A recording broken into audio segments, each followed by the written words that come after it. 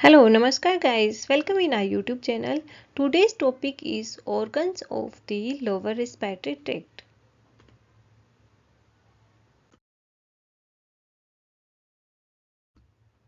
Lower respiratory tract के अंदर हम देखते हैं कौन कौन सा ऑर्गन होता है। जैसे लोअर रेस्पिरेटरी ट्रैक्ट स्टार्ट होता है लैरिंग्स के नीचे वाले पार्ट से। लैरिंग्स है वो अपर रेस्पिरेटरी ट्रैक्ट ऑर्गन आता है और उसके बाद में लैरिंग्स के जिस बाद में आता है trachea. Trachea lower respiratory tract का फर्स्ट ऑर्गन होता है।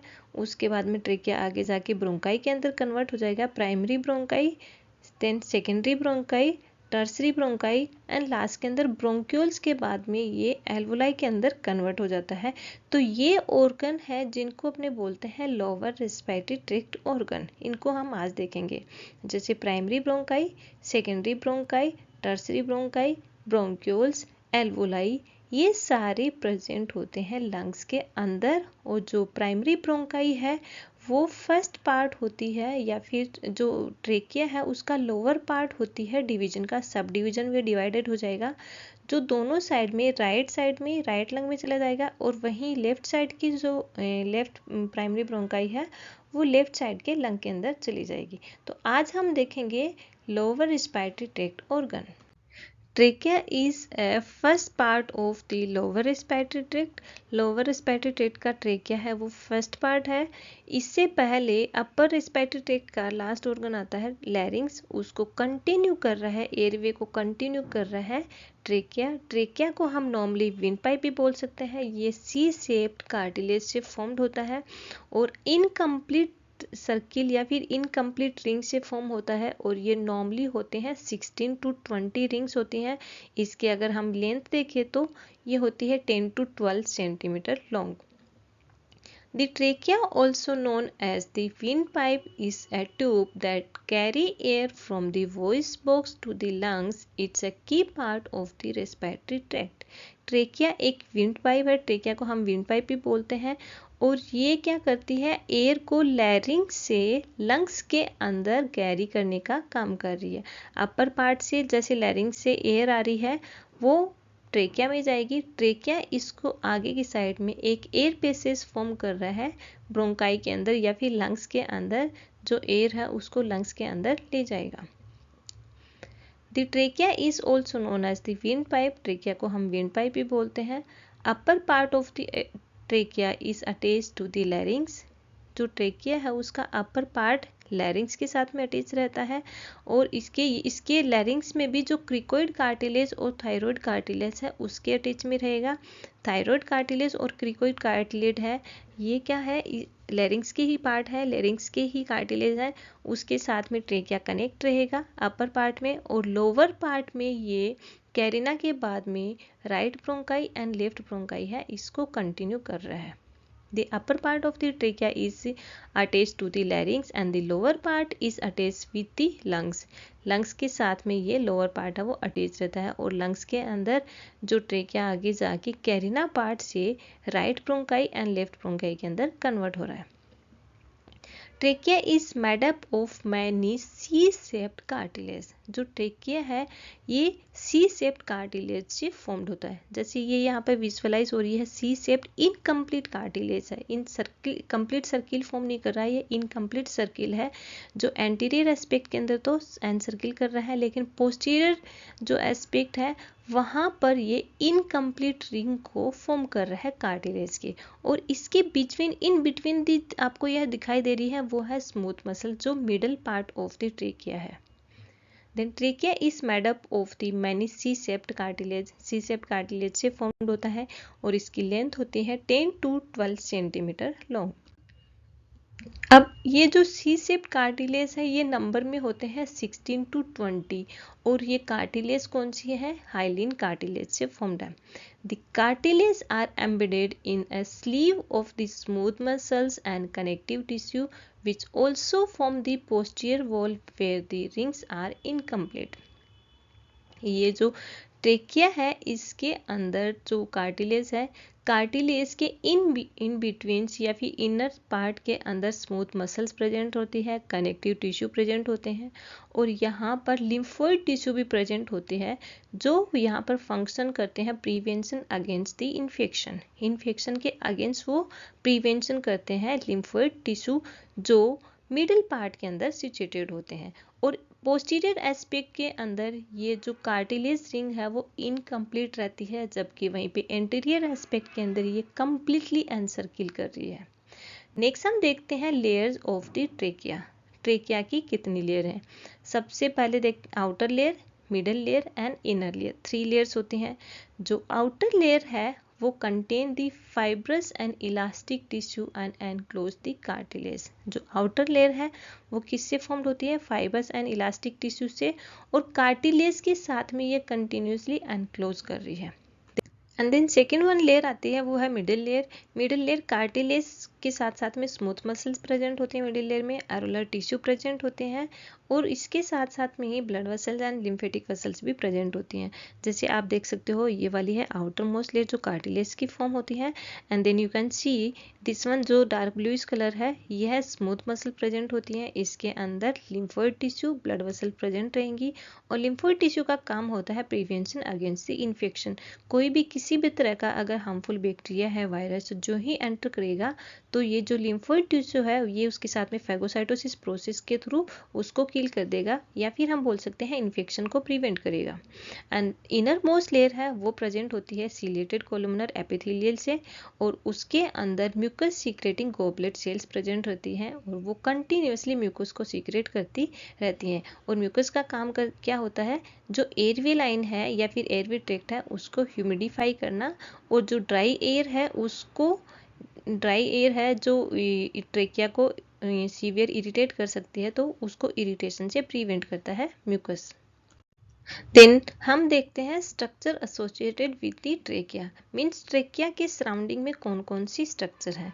जैसे सुपीरियरली लैरिंग्स है जो अपर रेस्पिरेटरी ट्रैक्ट ऑर्गन का लास्ट पार्ट है, वो इसके साथ साथ में कनेक्ट रहता है कंटिन्यू ट्रेकिया के साथ में। यानी ट्रेकिया है उसके अपर बॉर्डर प्रेजेंट होता है वो है lower border of the larynx, और उसके बाद में इंफीरियरली प्रेजेंट रहता है जो ट्रेकिया आगे जाके राइट साइड के और लेफ्ट साइड के 2 ब्रोंकाई के अंदर कन्वर्ट हो जाएगा प्राइमरी ब्रोंकाई के। तो इंफीरियर पार्ट के अंदर प्राइमरी ब्रोंकाई के साथ में कनेक्ट रहता है। नेक्स्ट वन हम देखते हैं एंटीरियरली मतलब आगे का जो पोर्शन है, इन फ्रंट पोर्शन है वो किसके साथ में कनेक्ट रहता है? इन फ्रंट पोर्शन जैसे इस डायग्राम के अंदर आप देख सकते हो कि आगे का पोर्शन है थायराइड ग्लैंड के अंदर से कवर करके रखता है, और वहीं पर अपर बॉर्डर पार्ट है वो तो थायराइड का इस्थमस पार्ट है उसके से कनेक्ट रहेगा, और जो लोअर बॉर्डर है ये आर्च ऑफ अओर्टा है इसके साथ में कनेक्ट रहेगा। नेक्स्ट हम देखते हैं पोस्टीरियरली यानी पीछे का पोर्शन है, वहां पर इसोफेगस प्रेजेंट रहेगा। लेटरल एस्पेक्ट के अंदर थायराइड ग्लैंड, बोथ साइड के अंदर थायराइड ग्लैंड, और इसके साथ साथ में जो अपने लंग्स के सुपीरियर लोब है वो प्रेजेंट रहते हैं। देन ट्रेकिया के बाद में हम देखते हैं स्ट्रक्चर ऑफ द लंग्स, क्योंकि ट्रेकिया है आगे जाके राइट साइड की और लेफ्ट साइड की प्राइमरी ब्रोंकाई के अंदर कन्वर्ट हो रहा है, और राइट साइड की प्राइमरी ब्रोंकाई है वो लंग्स के अंदर एंटर कर जाएगी, वहीं पे जो लेफ्ट साइड की प्राइमरी ब्रोंकाई है वो लेफ्ट साइड के लंग के अंदर एंटर कर जाएगी। तो अब हम देखते हैं स्ट्रक्चर ऑफ द लंग्स। अब स्ट्रक्चर ऑफ द लंग्स देखेंगे तो उसमें सबसे पहले आती है layer of the lungs. Layer of the lungs में जो आउटर मोस्ट लेयर होती है वो होती है फाइबरस टिश्यू से फॉर्म्ड होती है। उसके बाद में सेकेंड वन लेयर आती है वो आती है serous membrane. Serous membrane parietal pleura होता है, वहाँ पर serous membrane double serous membrane होती है और वो कंटिन्यूसली सीरस फ्लूइड को सीक्रेट करती हैं। और सीरस फ्लूइड कंटिन्यूसली काम क्या करता है? एक क्वेश्चन फॉर्म कर रहा है, यानी ये जो शॉक अब्जॉर्बेंट का काम कर रहा है लंग्स के अंदर। और इनर लाइनिंग होती है, जो लंग्स की इनर लाइनिंग है उसको अपन बोलते हैं विसरल प्लूरा। विसरल प्लूरा और पैराइटल प्लूरा इन दोनों के बीच में जो फ्लूइड कलेक्ट रहता है उसको अपन बोलते हैं प्लूरल फ्लूइड, और जो कैविटी है उसको बोलेंगे प्लूरल कैविटी। देन उसके बाद में जैसे ट्रेकिया है राइट साइड ब्रोंकाई और लेफ्ट साइड ब्रोंकाई के अंदर कन्वर्ट हो रहा है, उस जिस पार्ट से वो डिवाइड हो रहा है उस पार्ट को अपन बोलते हैं carina.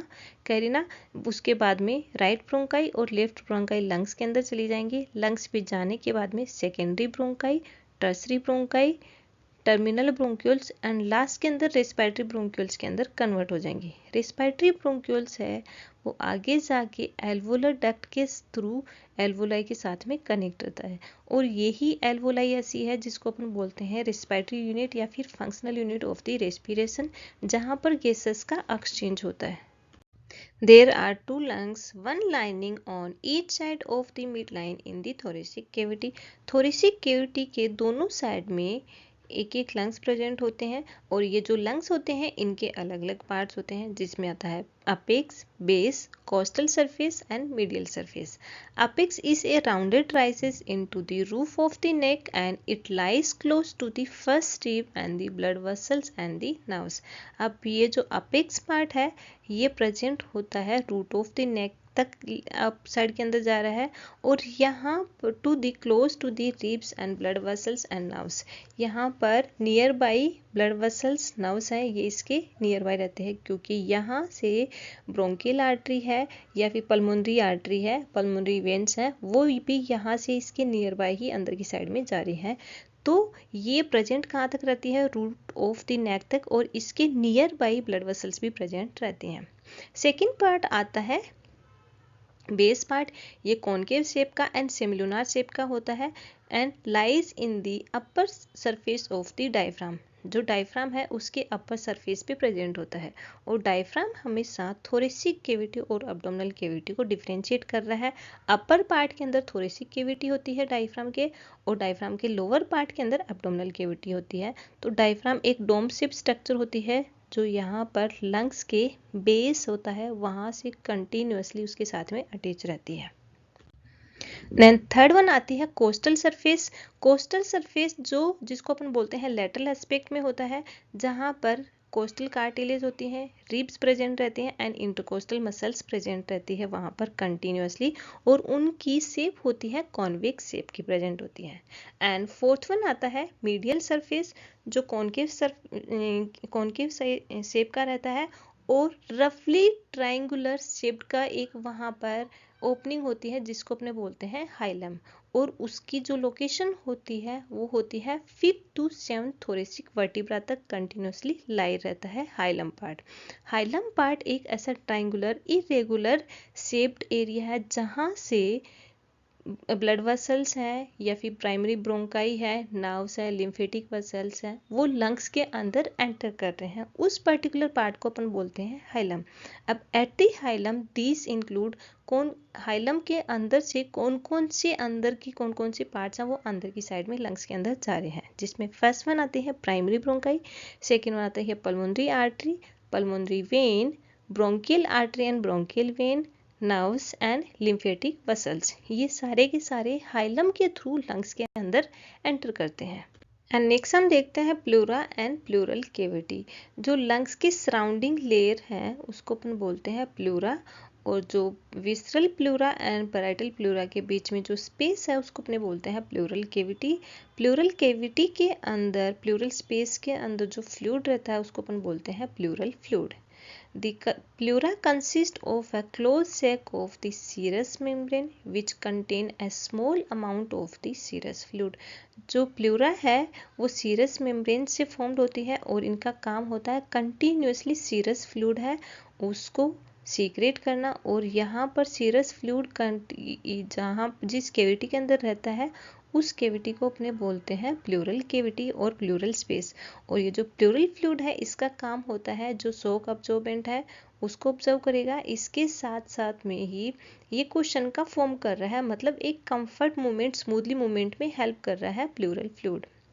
The visceral pleura is a thin membrane that line the lungs and is the inner layer of the pleura. जो visceral pleura है वो inner most layer है lungs की, जैसे ये रेड कलर का दिखाई दे रही है लाइनिंग है, ये है visceral pleura, वो lungs की inner lining है। It is tightly attached to the lungs and does not have a sensory nerve, so it does not feel pain. और ये लंग्स के अंदर टाइटली अटैच रहती है, इसके अंदर कोई भी नर्व प्रेजेंट नहीं रहती है, जिसकी वजह से यहाँ पर किसी भी तरह का पेन सेंसेशन है वो फील नहीं होता है। एंड सेकेंड लेयर आती है parietal pleura. Parietal pleura is the layer of tissue that line the chest wall and protect the lungs. जो chest wall है उसकी लाइनिंग होती है और ये लंग्स को प्रोटेक्ट करके रखता है। It parts of the pleura a two-layered membrane that surround the lungs. जो parietal pleura है उसकी डबल लेयर होती है जो लंग्स को कंटिन्यूसली सराउंड कर रही है। The pleural cavity. Pleural cavity is only a potential space and contain no air. जो प्लूरल कैविटी है वहाँ लंग्स के अंदर एक पोटेंशियल स्पेस है जहाँ पर एयर प्रेजेंट नहीं रहती है और वहाँ पर कंटिन्यूसली सीरस फ्लूइड है वो प्रेजेंट रहेगा, जो क्या काम कर रहा है, स्मूथली मूवमेंट को कोज कर रहा है, या फिर हम बोल सकते हैं जो ड्यूरिंग द ब्रीथिंग फ्रिक्शन हो रहा है उसको प्रिवेंट कर रहा है। The two layer of pleura separated by a thin film of serous fluid, जिसको अपने बोलते हैं pleural fluid, which allow them to glide over each other, preventing friction between them during the breathing.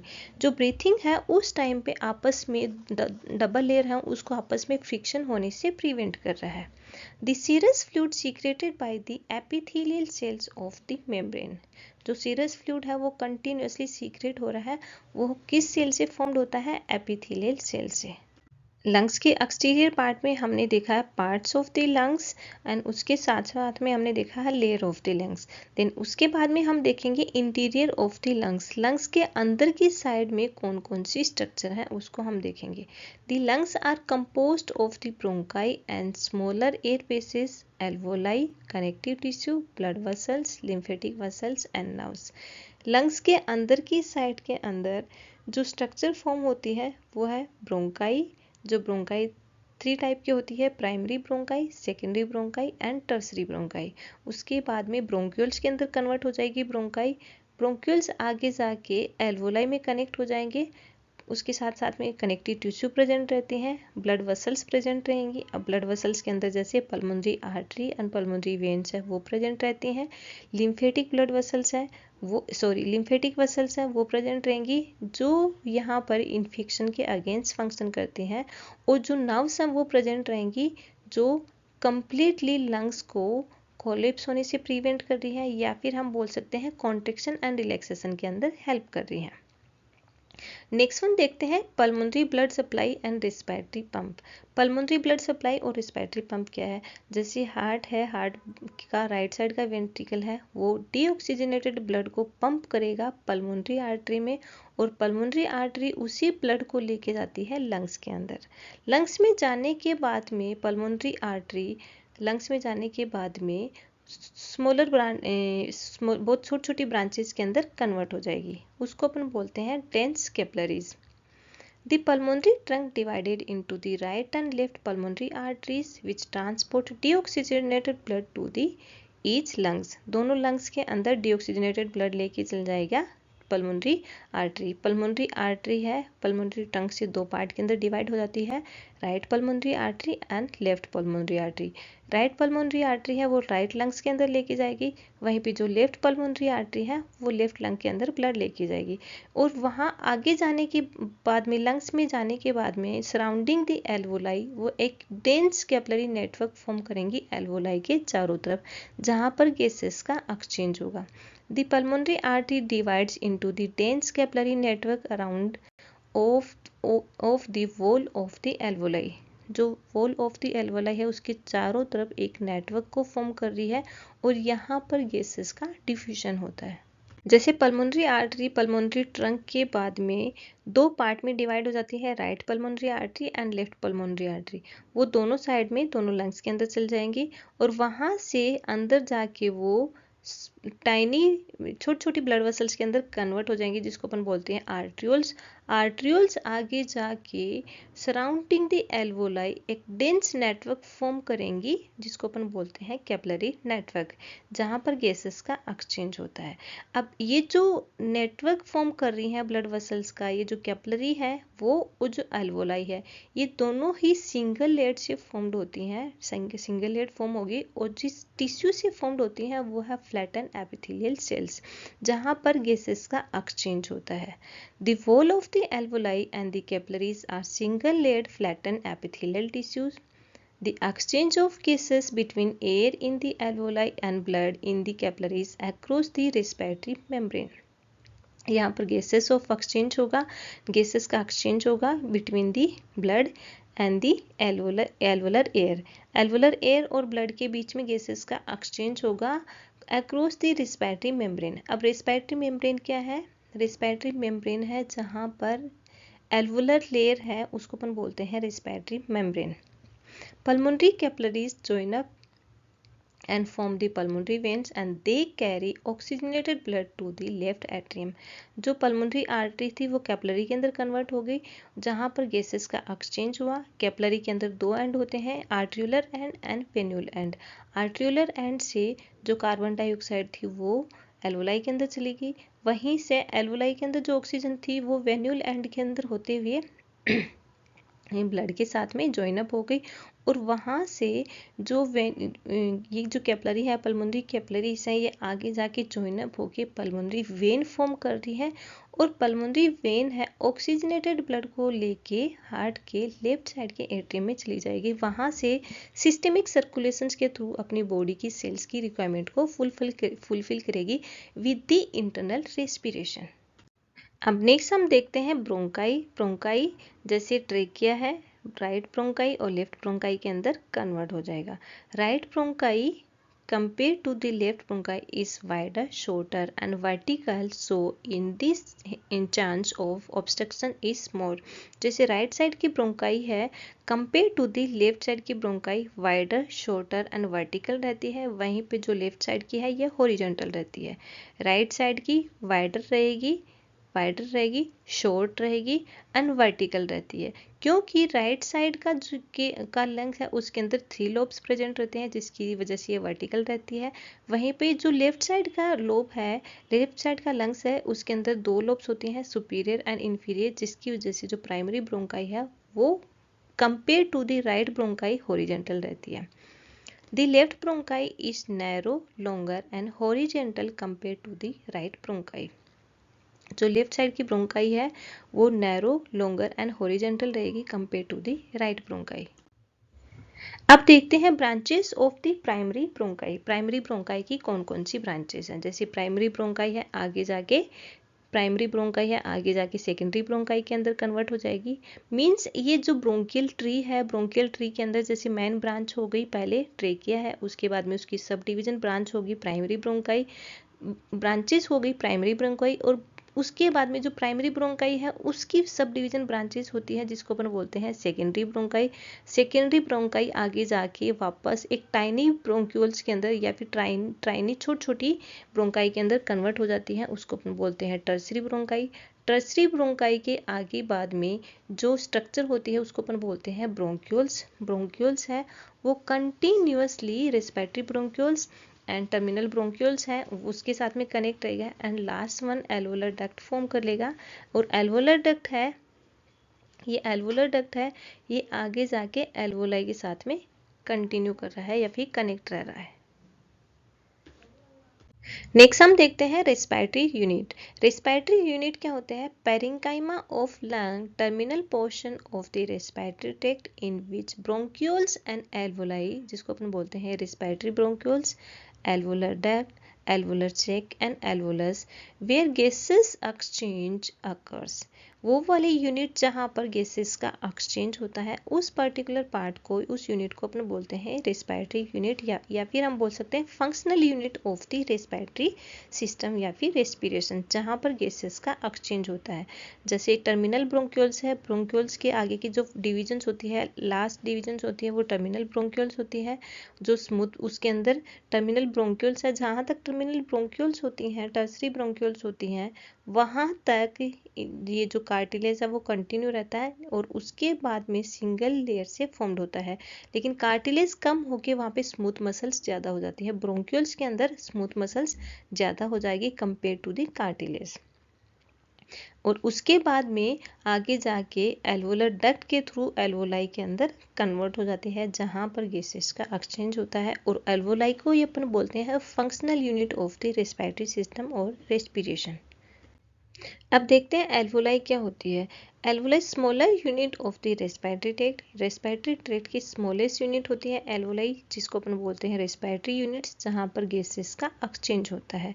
और ये number में होती हैं 300 millions तक। ईच लंग के अंदर प्रेजेंट होती हैं 150 मिलियंस, और दोनों लंग्स के अंदर हम देखें तो अराउंड होती हैं 3 मिलियंस के लगभग एल्वोलाई प्रेजेंट होती हैं।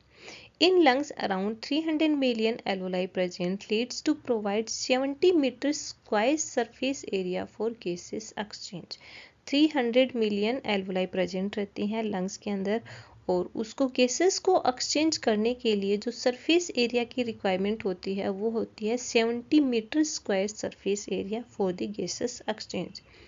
अब यहाँ पर जो एल्वोलाई है या फिर एल्वोलाई के अंदर जो सेल्स है उसको अपन बोलते हैं न्यूमोसाइट्स। एल्वोलर सेल को अपने बोलेंगे न्यूमोसाइट्स। और ये न्यूमोसाइट्स हैं, ये भी दो टाइप की सेल्स होती हैं। Alveolar cells, alveolar first cells होती है, इसका काम होता है गैसेस का एक्सचेंज करना। एंड एल्वोलर सेकेंड सेल्स होती है, इसका काम होता है सर्फेक्टेंट को सीक्रेट करना। और ये सर्फेक्टेंट है एल्वोलाई की इलास्टिसिटी को मेंटेन करने के लिए एक एसेंशियल कंपोनेंट होता है, क्योंकि अगर इसकी इनसफिशिएंसी, सर्फेक्टेंट की इनसफिशिएंसी हो जाएगी तो एल्वोलाई है इसकी इलास्टिसिटी लूज हो जाएगी। आप देखते हैं types of the alveolar cells, जिसको अपन बोलते हैं न्यूमोसाइट्स। एल्वोलर सेल्स को टाइप फर्स्ट होती है, वो 90% प्रेजेंट होती है और इसका काम होता है गैसेस एक्सचेंज का। सेकेंड टाइप आती है, वो 5% होती है और इनका काम होता है सर्फेक्टेंट को सीक्रेट करना। एंड देन हम देखते हैं सर्फेक्टेंट क्या होता है। Surfactant are formed by the phospholipids and prevent to collapse of the lung during the expiration. Surfactant phospholipid से फॉर्म होता है और ये लंग्स को कम्प्लीटली कोलैप्स होने से प्रिवेंट करता है ड्यूरिंग द एक्सपायरेशन। एक्सपायरेशन के टाइम पे लंग्स को कोलैप्स होने से प्रिवेंट कर रहा है। अब देखते हैं इससे रिलेटेड कुछ कंपोनेंट। जैसे सर्फेक्टेंट है, ये फीटल लाइफ के अंदर स्टार्ट होता है। फीटल लाइफ यानी जेस्टेशनल एज, जब जो फीटस होता है या फिर जब जो बेबी होता है वो मदर के वूम्ब में रहता है, उस पीरियड्स को अपन बोलते हैं फीटल लाइफ और जेस्टेशनल एज। जो फीटल लाइफ और जेस्टेशनल एज में 24 वीक से लेकर 28 वीक का जो टाइमिंग होता है उसमें सर्फेक्टेंट स्टार्ट होता है सीक्रेट होना, और उसके बाद में 35 वीक तक ये सफिशिएंट अमाउंट के अंदर फीटस के अंदर प्रेजेंट रहता है, या जिसकी वजह से जो एल्वोलाई है वो मेच्योर हो जाती है और फंक्शनल हो जाती है। इन दी premature delivery given the injection of betamethasones or dexamethasone to prevent lung collapse or fetal lung maturity। अब अगर किसी भी वजह से प्रीमेच्योर डिलीवरी हो गई है तो उस टाइम पर इंजेक्शन देते हैं बेटामेथासोन्स और डेक्सामेथासोन्स, जो लंग्स को कोलेप्स होने से प्रिवेंट करता है और लंग्स को मेच्योर होने में हेल्प करता है। देन एंट्रम, एंट्रम क्या होता है, space inside the alveolar sac. अब देखते हैं इसके अंदर एंट्रम कौन सी जगह होती है, यानी space inside the alveolar sac. जो एल्वोलर सैक है उसके अंदर का जो स्पेस होता है उसको अपन बोलते हैं एंट्रम।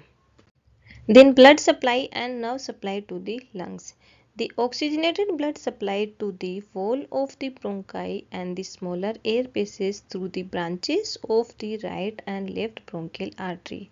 जो ब्लड सप्लाई हो रहा है लंग्स को, ऑक्सीजनेटेड ब्लड सप्लाई हो रहा है, वो होता है right and left bronchial artery which is the branch of the thoracic outta.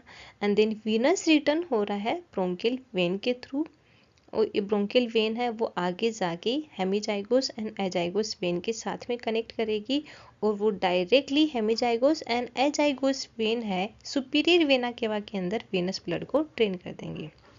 Then देखते हैं नर्व सप्लाई। नर्व सप्लाई के अंदर sympathetic response and parasympathetic response होता है।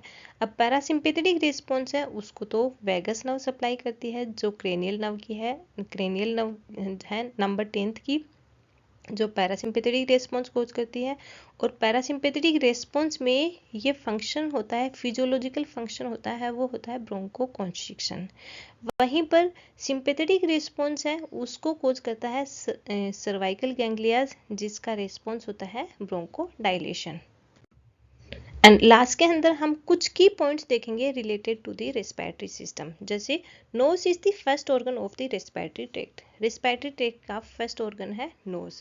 सेकेंड वन आता है larynx, also known as the voice box. Larynx को हम वॉइस बॉक्स बोलते हैं। Next glottis, opening between the true vocal cord. दोनों वोकल कॉर्ड के बीच में एक ओपनिंग आती है, उसको अपने बोलते हैं ग्लोटिस। नेक्स्ट वन आता है epiglottis. Epiglottis is a flexible to prevent food in the trachea during the swallowing.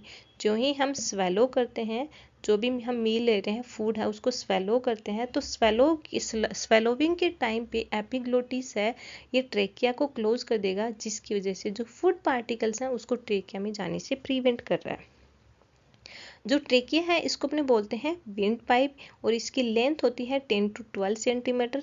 और सी शेप्ड की कार्टिलेज होती है इनकम्प्लीट कार्टिलेज होती हैं सी शेप्ड की, जो नंबर में होते हैं 16 to 20। 16 to 20 C shaped cartilage है, वो है हाइलिन कार्टिलेज। अब जो ट्रेकिया है आगे जाके प्राइमरी ब्रोंकाई और के अंदर कन्वर्ट हो रहा है।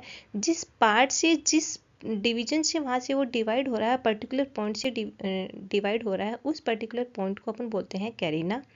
Carina is a ridge in the respiratory system that separate the opening of the right and left bronchi, which are the large air spaces that leads to the lungs.